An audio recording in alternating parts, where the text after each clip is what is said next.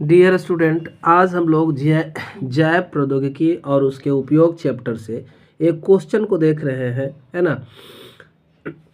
Question क्या है, gene चिकित्सा से आप क्या समझते हैं, एक लड़की में एडीए कमी को कैसे दूर किया गया, इसे आप समझाएं, है ना। तो जीन चिकित्सा के अंतर्गत हम लोग क्या करते हैं, तो जीन के दोषों का सुधार किया जाता है। स्पष्ट है, बायोटेक्नोलॉजी का प्रयोग करेंगे और जीन को हम लोग इम्प्लांट करेंगे। स्वस्थ जीन को, दोषपूर्ण जीन के जगह पर स्वस्थ जीन को डाला जाता है ना। तो यही जीन चिकित्सा है।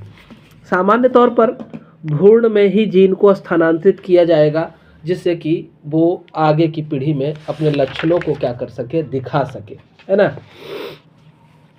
तो जीन के द्वारा दोष का उपचार हम लोग करने वाले हैं, खास तौर से अनुवांशिक दोष, है ना, जो एक पीढ़ी से दूसरी पीढ़ी में चले जाते हैं। भ्रूण में स्थानांतरित कर देंगे स्वच्छ जीन, तब जाकर के इसका उपचार होगा।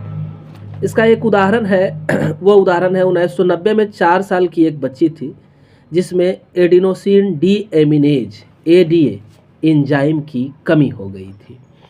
एडिनोसिन डीएमिनेज एंजाइम करता क्या है, तो ये हमारे प्रतिरक्षा तंत्र को मजबूत करता है। सामान्य रूप से हमारी प्रतिरक्षा प्रणाली कार्य करती है। तो डॉक्टर ने क्या किया, तो टी लिम्फोसाइट को ले लिया, उसे सामान्य एडीए जीन से ट्रांसफेक्ट किया। किसके टी लिम्फोसाइट को, उस बच्ची के टी लिम्फोसाइट को लेकर के उसमें सामान्य जीन को डाला गया, इस एंजाइम के निर्माण वाले जीन को। लड़की में क्या हुई, तो ये जो एडीए की कमी थी वो दूर हो गई। कुछ बच्चे में एडीए को दूर करने के लिए बोन मैरो ट्रांसप्लांटेशन किया जाता है, जो अस्थायी इलाज।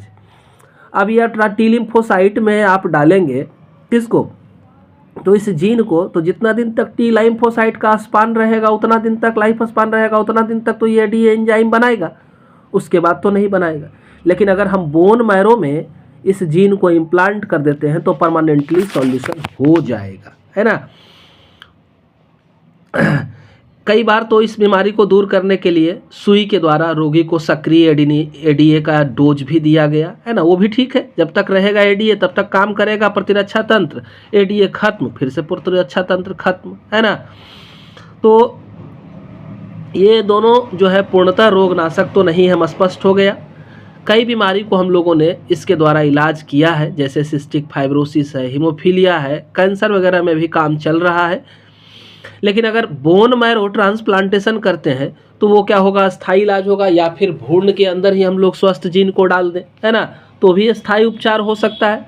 हम लोग देख पा रहे हैं डायग्राम में किस तरह से आइसोलेशन किया गया, पहले नॉर्मल जीन का, है ना, और फिर इसको स्पेसिफिक टिश्यू में इन्फेक्ट कर दिया गया वेक्टर के द्वारा, और फिर इसको इम्प्लांट कर दिया गया। देखिए यहाँ बोन मैरो में ट्रांसप्लांटेशन करते हैं तो ये क्या होता है, परमानेंट सॉल्यूशन होता है। कितना छोटा क्वेश्चन है ना। जीन थेरेपी से आप क्या समझते हैं और एडीए कमी को समझाएं, तो इस तरह से आप इसको लिखेंगे, है ना। वीडियो पसंद आए लाइक बटन जरूर दबाएंगे। आप लाइक बटन दबाने में थोड़ा सा कंजूसी करते हैं, कम से कम लाइक बटन तो दबा दिया कीजिए, है ना। आपका एक क्वेश्चन सॉल्व हो रहा है, आप एक लाइक बटन नहीं दबा रहे हैं।